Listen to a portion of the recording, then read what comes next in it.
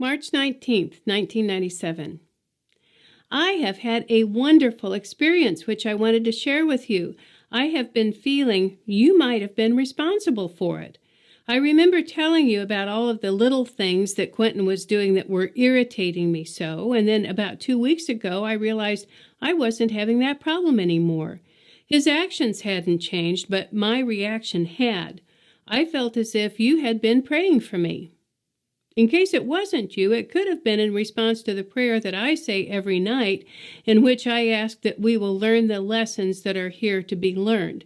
It has taken a lot of pressure off of me.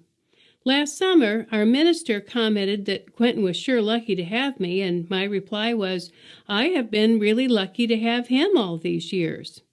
When he is irritating, I know he is not doing it deliberately, and that he would much prefer not to be doing the things that aggravate me.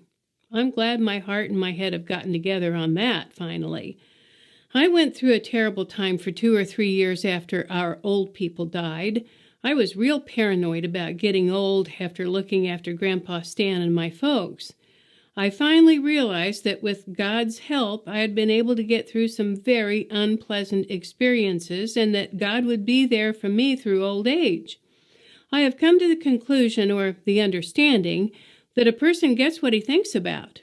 The Apostle Paul made the statement, "What I have feared has come upon me." I was telling Quentin that one day, and of course he didn't agree with me. I had often said that if I had a heart attack, I didn't want anyone to rescue me, and Quentin used to tell me that if he had a stroke, he wanted me to go off and leave him.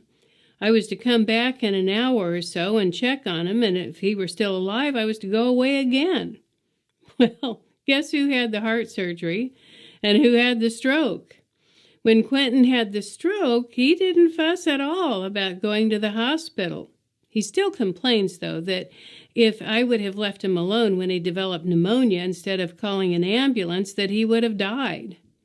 He didn't complain about going to the hospital at that time either.